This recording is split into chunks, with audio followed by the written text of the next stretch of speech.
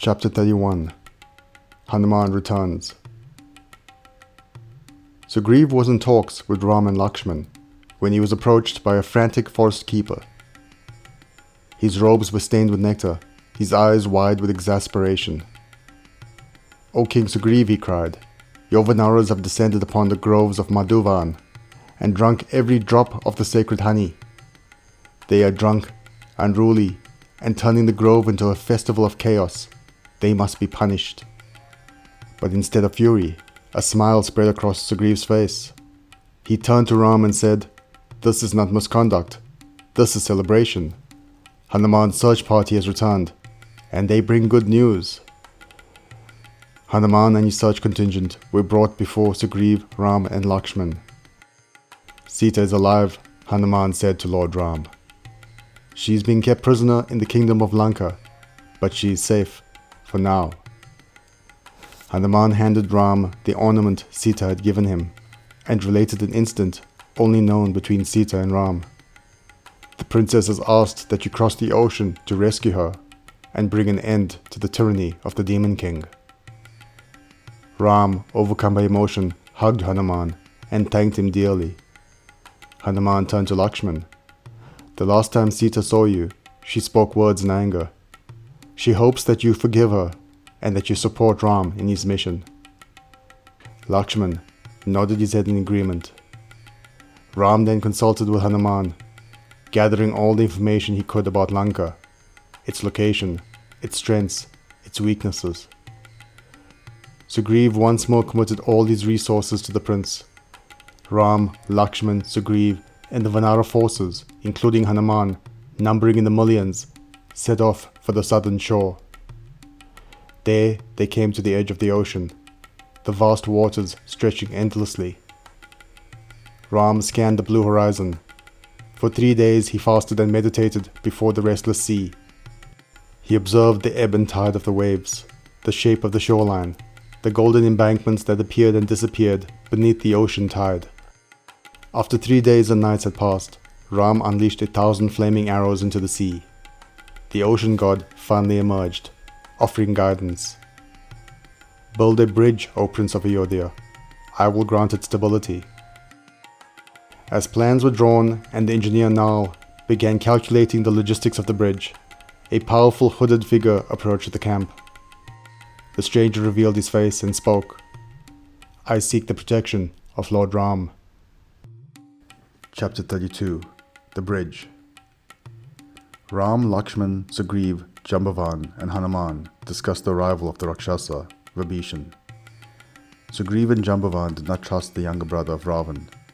"He has been sent to spy on us," said Sugriv. Jambavan nodded in agreement. "A brother of the demon king cannot be trusted." Hanuman had an opposing view. "I encountered Vibhishan while I was in Lanka. He was deep in meditation before a shrine, one adorned with symbols of Lord Ram. When Ravana decreed my execution, it was Vibhishan who rose in protest. He urged his brother to act with Dharma. Even in my conversation with Ma Sita, she made mention of a noble brother of the demon king, who made attempts to secure her release." Ram listened closely to the discussion among his allies. Then he ordered Vibhishan to be brought before him. Vibhishan bowed before Lord Ram. "I have resigned my post in my brother's court. I seek refuge at your feet. I can no longer stand by and witness the malevolence that consumes our kingdom." Ram questioned Vibhishan in detail about Lanka's defenses, Ravana's prowess, the movement of his generals, and the power of his demon forces. Vibhishan answered each question with clarity and conviction. Hanuman, who had seen Lanka firsthand, verified many of his claims. The Prince of Ayodhya detected a nobleness in the brother of Ravana. Hearing the sincerity in Vibhishan's words, Ram accepted him as an ally. One who seeks refuge must never be turned away. "This is the way of Dharma," Ram said to the assembled Vanaras. "It is our sacred duty to offer sanctuary." Even Sugriv, though still cautious, bowed to Ram's judgment. Vibhishan was welcomed into the fold, and Ram declared, When Lanka falls, Vibhishan shall be crowned its rightful king. By this time, the creation of the bridge to Lanka, under the stewardship of the Vanara engineer Nal, was well underway. The Vanaras divided into teams. Some cut and hauled massive tree trunks from the forest. Others quarried and rolled boulders. Long vines and sturdy ropes were used to bind the materials. Still others measured distances and laid the foundation stone across the shifting waters. On the first day, the Vanaras built 14 yojanas of the bridge. On the second day, gaining momentum, they completed 20 yojanas. 21 yojanas on the third day, 22 yojanas on the fourth day, and finally 23 yojanas on the fifth day. In 5 days, the 100 yojana long bridge to Lanka was completed, and the Vanara army, numbering in the millions, crossed the bridge, arriving in Lanka within miles of the city. The siege of Lanka had begun. Chapter 33. Siege. Ravana was outraged. What the Prince of Ayodhya was able to achieve was unprecedented. The demon king had long believed his base of Lanka, surrounded by the sea, made him invulnerable to any enemy attack.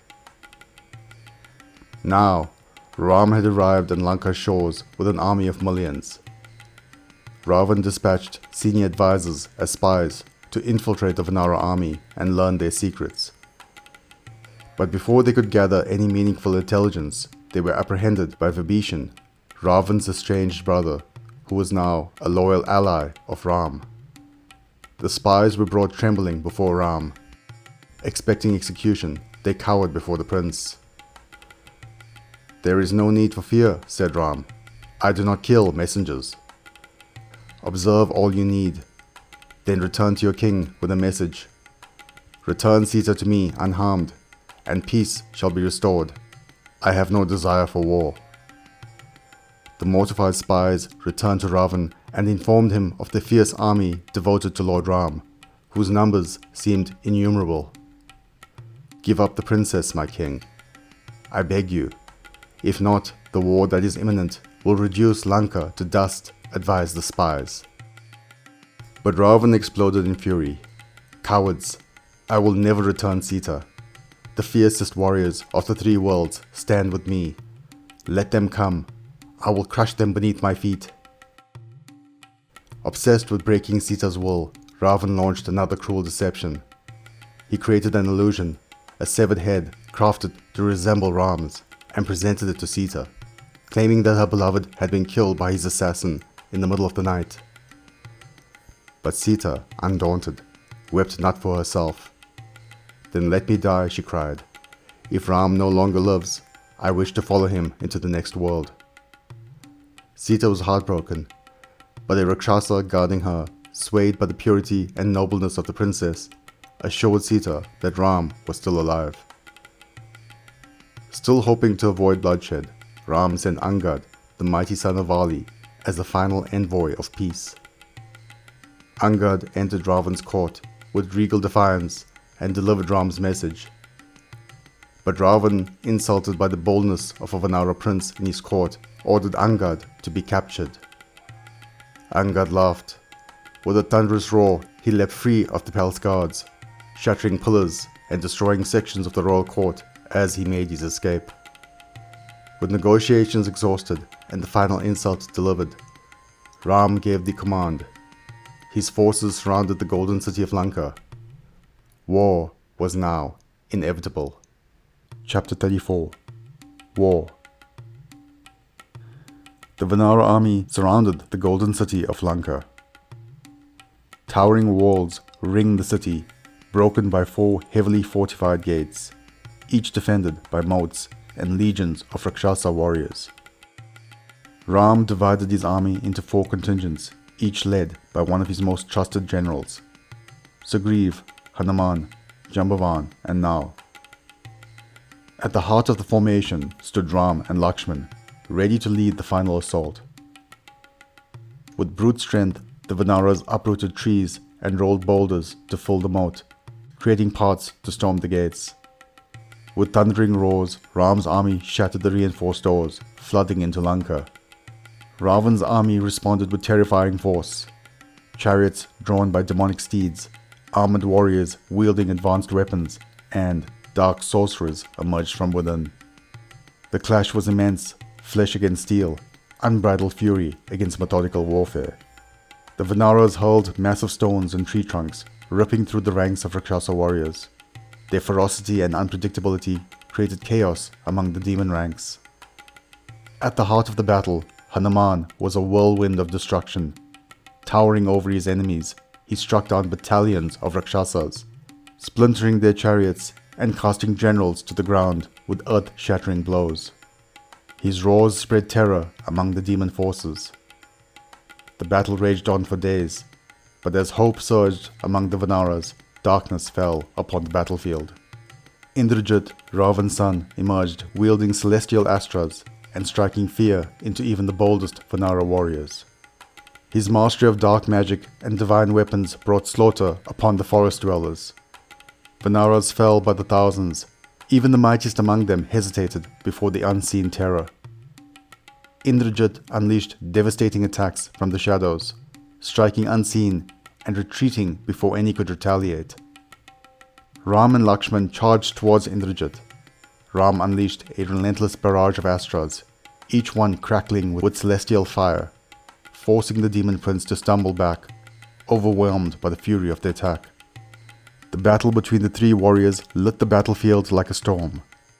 But finally, Indrajit invoked the Nagapash, a deadly serpent weapon gifted by the gods, and unleashed a lethal assault on the princes.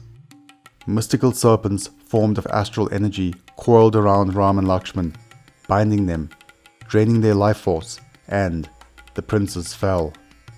The sight of Ram and Lakshmana, their beloved leaders, lying still upon the earth sent a shudder through the Vanara ranks. Many faltered, some wept. With a sinister smile, Indrajit withdrew from the battlefield to deliver news of his triumph to his father. Sugriv made his way to the princes, smashing away the demons in his path. The Monkey King was battered and bruised, and choked back tears of sorrow as he looked upon the lifeless sons of Ayodhya. With a defiant roar, Sugriv raised his weapons and shouted to his army, "We do not yield. Sita will be freed, and the Demon King will fall." Chapter 35. Garuda. Ravana was delighted to hear the news of Ram's fall at the hands of his son Indrajit. "Now Sita will finally accept me," he gleefully declared. On the battlefield, Hanuman and other Vanaras formed a protective ring around the bodies of the fallen princes. Suddenly, a powerful presence approached, causing panic among the Vanaras. Many soldiers began to flee in terror, tripping over each other. Vibhishan, the brother of Ravana, had arrived to examine the princes. The forest dwellers had mistaken him for his nephew Indrajit. "Calm yourself," Sugriv called to his kinsman. "Vibhishan is our ally." Vibhishan was familiar with the Nagapash weapon that Indrajit had used. "The sons of Ayodhya are still alive, for now, but their life force is being drained.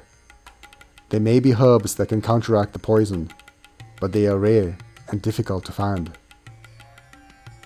As the search began, the battle outside the city raged on. Ravana's remaining generals poured into the fray. Nal and Jambavan fought with valor, unseating Rakshasa commanders by destroying their war beasts and engaging in fierce hand-to-hand combat. Angad rampaged through enemy lines, his strength and fury unmatched by the demon warriors.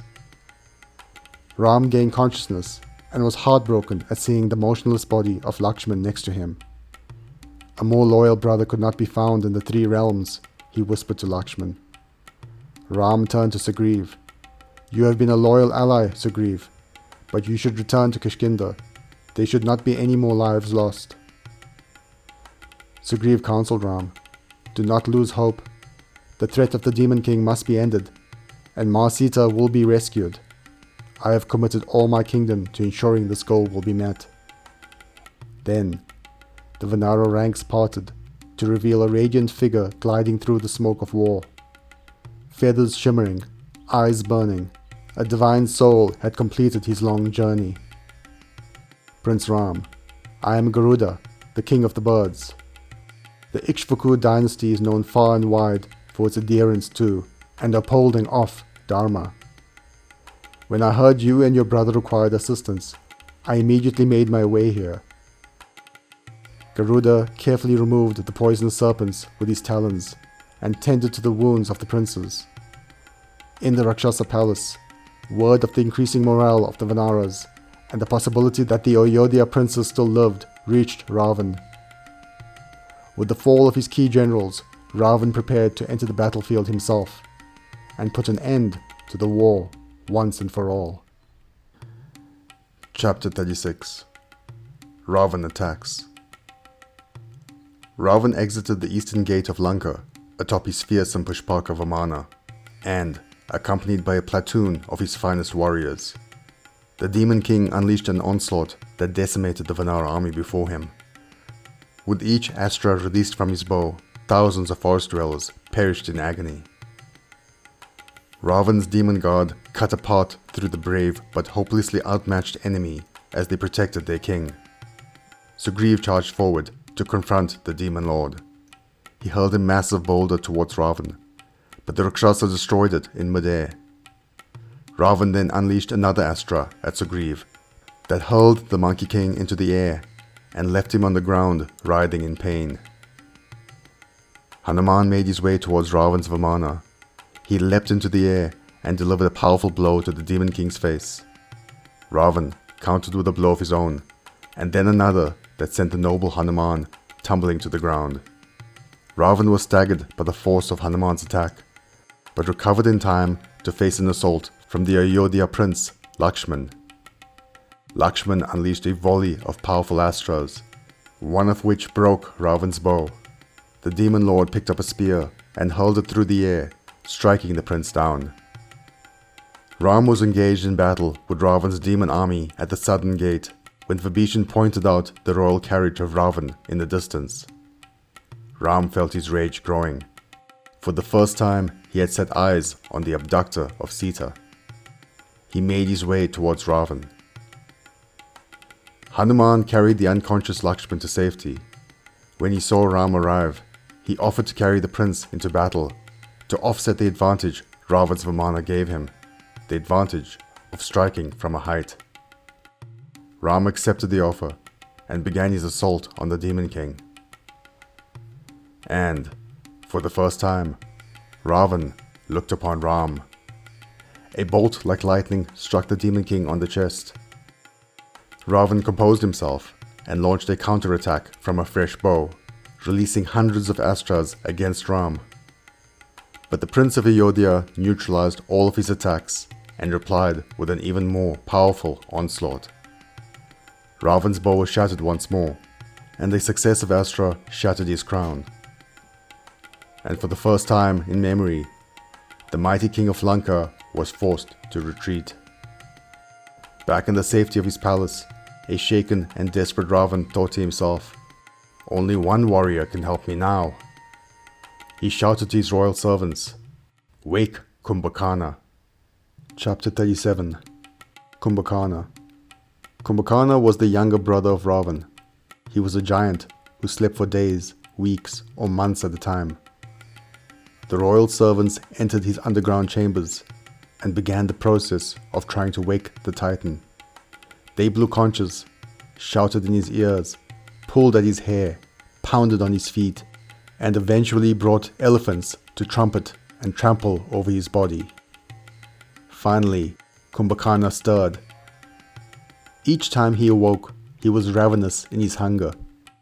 The royal kitchen had already prepared hundreds of meals, vats of wine, and goblets of blood for him to consume.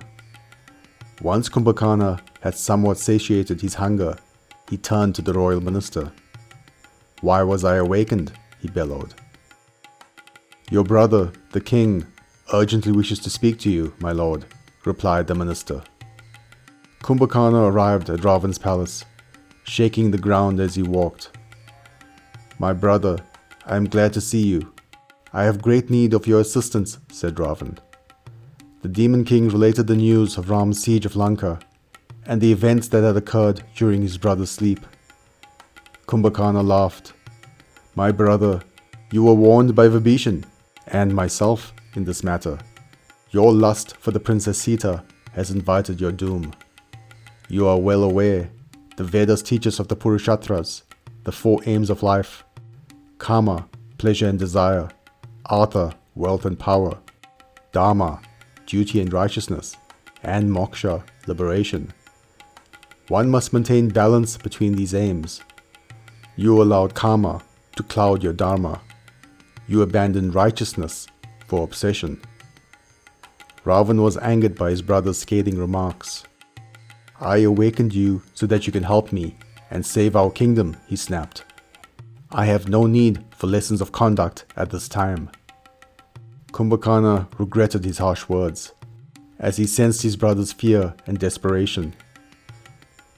"Of course, you are my eldest brother, and as such, I am always at your service. I will go forth, I will destroy all your enemies, and I will pile their broken bodies at your feet. Do not fear, brother. Kumbakharna will end the war this day." On the battlefield, the Vanaras, fueled by Ram's victory over Ravana, continued to beat the demon forces back. But then, from the southern gate, crouching beneath the arched entrance too low for his frame, emerged a monstrous figure. The Vanara army looked up in terror as the giant Kumbakharna looked down upon them, battle mace in hand. Chapter 38. Giant Slayer. Kumbakharna stormed the battlefield, and with every swipe of his mace, thousands of combatants were wiped out. Vanaras, as well as any Rakshasas foolish enough to stray into his path. They were hurled into the sky like leaves. The Titan pressed forward, destroying all he saw. His hunger insatiable, he seized Vanara warriors by the handful and shoved them into his gaping mouth. The army of forest dwellers fled in terror. But then, Hanuman launched a blistering attack on the giant, hurling trees and boulders with such dazzling speed and force it staggered the Titan. Kumbakharna was surprised by the power of Hanuman's assault. He launched a spear that struck the noble warrior on the chest, flinging him into the distance. Kumbakharna continued his bloody rampage. Angad, Sugriv, and the brothers Nal and Neel joined the fray, but their weapons shattered against him. With another swipe of his mace, Kumbakharna knocked the Monkey King Sugriv unconscious. He then picked up the monarch and headed back towards Lanka, a royal prisoner as his prize. But a devastating attack from Lakshmana stopped him in his tracks. Lakshmana's onslaught gave Sugriv time to recover. The Monkey King punched and clawed his way free from Kumbakharna's grip. Enraged, the Rakshasa smashed away Lakshmana. But now, Ram had arrived on the scene of the battle. Kumbakharna initially fended off Ram's attack with his mace, but then the Prince of Ayodhya released the Vayavastra, which sliced off Kumbakharna's right arm. Enraged, the Rakshasa uprooted a tree trunk with his left arm and charged towards the prince. Ram released another divine arrow, which cut off Kumbakharna's left arm.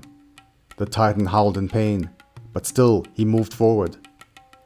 Ram then released arrows which cleaved into the giant's legs, toppling him to his knees. And yet, even crippled and bleeding, Kumbakharna lunged, jaws wide, to devour the prince whole. Ram spoke one final mantra, and the Brahmastra flew, radiant, unstoppable. It struck Kumbakharna with cosmic force, severing the giant's head from his shoulders. The Titan's corpse crashed to the earth like a falling mountain, dust and silence rising in its wake. News of Kumbakharna's death reached Ravana's court. Upon hearing of his brother's death, this time the Demon King did not scream. This time he did not rage. This time Ravana wept. Chapter 39. Indrajit returns. Ravana was devastated by the loss of his brother. For the first time in many years, doubt clouded his mind. he questioned his own role in the war. Rama, the Apsara I once wronged, she has taken incarnation as Sita, so that in this life she may have her vengeance upon me. Ravana's sons, Atikaya, Narantak, Devantak, and Rishira took to the battlefield in an attempt to turn the tide of war. The sons of Ravana were great warriors, but they were no match for the Vanara army commanded by Lord Ram. One by one they fell. The 4 sons of the Demon King were slain within the day. Ravana sank even deeper into grief and depression. But then a voice called out to him from the shadows, "Father, do not despair." Indrajit had finally recovered from the strain of his first encounter with the Ayodhya princes.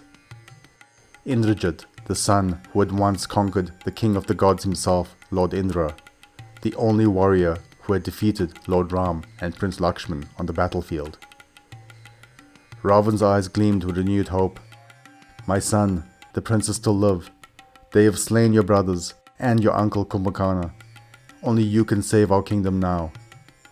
Indrajit donned his armor and went out into the battlefield with a contingent of Lanka's most elite warriors.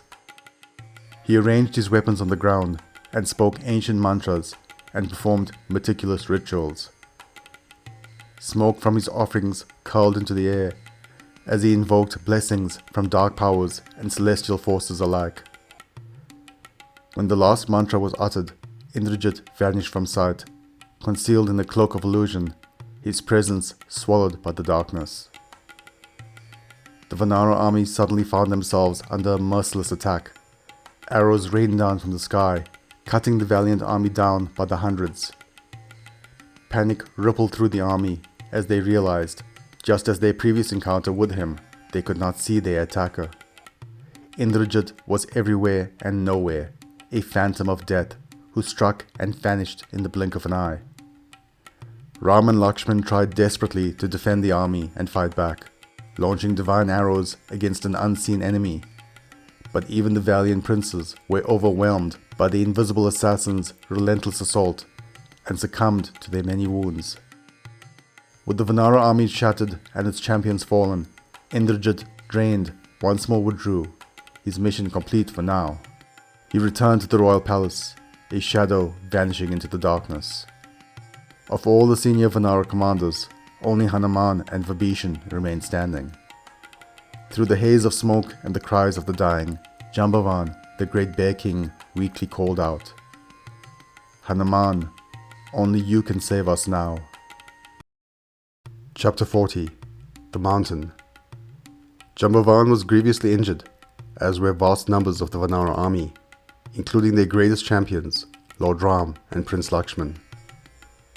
Their senior commanders, Sugriv, Nal, Neel, and Angad, also lay among the many fallen champions. Using the deadly Brahmastra, the demon prince Indrajit had delivered yet another devastating blow to the army of forest dwellers.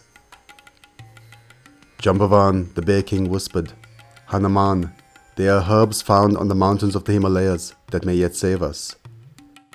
In the midst of Mount Rishabha and Kailasa, you will see a blazing and brilliant herbal mountain.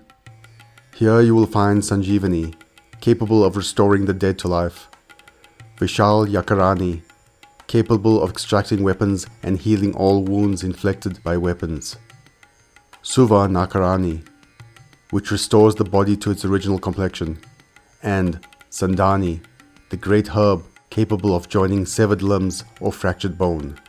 Bring us those herbs with haste, son of Vayu. Our lives depend upon you alone." Hanuman understood the severity of the situation and the precious time remaining. He grew in size, towering like a mountain. With a thunderous leap, he soared into the air, crossing rivers, forests, and villages. At last, the Himalayas rose before him, majestic and eternal, their peaks crowned with snow. But once he arrived at the herbal mountain, Hanuman could not identify the specific herbs that Jambavan had told him about. The sacred herbs shimmered faintly, hidden among countless plants, and though his strength was unmatched, his knowledge of the healing arts was not. And so, once more, Hanuman grew in size, shaking the mountain beneath his feet, Digging his colossal hands into the earth, he wrenched the very peak from its roots. Trees, rocks, and soil clung to the mountain as he heaved it into the air. Back in Lanka, despair hung over the Vanara army. The wounded groaned in agony, and the healers worked tirelessly with the little resources they had left. But then, a Vanara warrior, his eyes wide, pointed to the horizon. "Look, Hanuman has returned." The Vanaras erupted in disbelief and joy. The great soul Hanuman had achieved the unthinkable. He had moved a mountain to save his people. Hanuman placed the mountain gently upon the ground. The great healer Sushen and his attendants rushed forward, plucking the radiant herbs that glowed with divine light. As the medicines were ground and their essence administered, the miracle unfolded. Wounds closed, broken bones mended, and the fallen stirred back to life. One by one, the champions rose again. Jambavan, Sugriv, Angad, Nal, Neel, Lakshman, and at last, Ram himself. The army that had been crushed now stood renewed. The war was not yet over, but hope had returned, and in that moment, Lanka trembled once more.